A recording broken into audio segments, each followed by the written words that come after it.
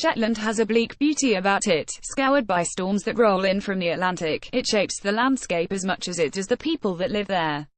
For some islanders, it is the only place that they have known and they would never leave it, but the population, in the scattering of houses in a valley, is slowly ebbing away. David, a third-generation crofter, lives in one of the houses in the valley. It is a place that he would never leave. The island is as much a part of his DNA as the skills that he learnt at his father and grandfather's side, and he takes every day as he finds it. Their daughter Emma was in the house next door, but she has headed south to Edinburgh, leaving her ex-partner, Sandy, learning the essential elements of crofting from David. Terry lives nearby, separated from his wife and son. He is seeking comfort in the bottle. Maggie, who is well in her 80s and the oldest resident of the valley, lives just up the road, and there is Alice, formerly a best-selling writer and a newcomer to the island and the valley. She is there for the solitude and still bereft after losing her husband to cancer. As much as things remain the same, there is change in the air. A property becomes available after a resident dies. Ryan and Joe, a young couple with their own difficulties, move into the valley and change the dynamics of the relationships that had developed. At the center of them all is David, who takes everything in his stride with a calm and patient outlook. If you are expecting a dynamic plot, then this might not be for you. This is a book where you get to explore the way that characters change as the circumstances flow.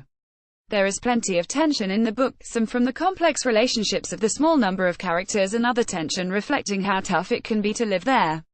Reading the accents of the locals does take a bit of getting used to, but it does give authenticity and atmosphere to the narrative. The other star of the book is the place. Tallack's prose through the book that Alice has begun to write as she emerges from grief describes the land and seascape of the island and the life that survives and thrives there. I think his non-fiction just has the edge for me. 60 Degrees North is an excellent travel book, and I would urge you to read it. However, The Valley at the Center of the World proves that he is capable of much more as a writer, and I think can sit happily alongside his contemporaries like Melissa Harrison, who write fiction with strong natural history undertones. Looking forward to the next book he writes now. Paul Cheney 4/3 The Valley at the Center of the World by Malachy Tallack, Canongate Books. 9,781,786,892,300 HBK May 2018 Review on Bookhugger. Shakespeare got better and better and better, which was easy because he started badly, like most people starting anew. Review on Bookhugger in Nature and Other Stories comprises 11 short stories, all of which are mesmerizing from the outset. Article on Bookhugger. In the first of a new series, we look deeper into the literary lives of Nudge reviewers. Kicking us off is Kirsty Hewitt.